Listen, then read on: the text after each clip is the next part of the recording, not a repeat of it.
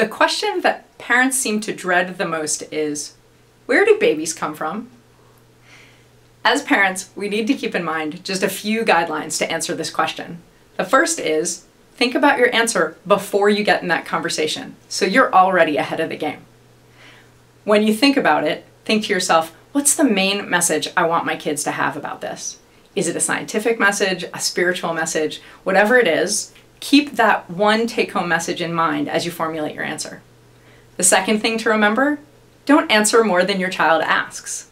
They are ready for a certain amount of information at each age, and the best way to figure out what that is to give a little information and see if they ask a follow-up question. One friend I have answers that question for the first time with each of her kids by saying, "From the hospital, honey." And that's been enough for most of her kids for about 6 more months.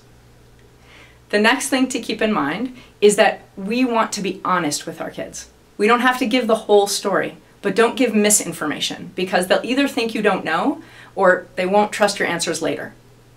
Our kids are going to get plenty of misinformation from other kids, so the next thing is to urge your children, if they ever have questions or learn about this from someone else, to come back and double check with you.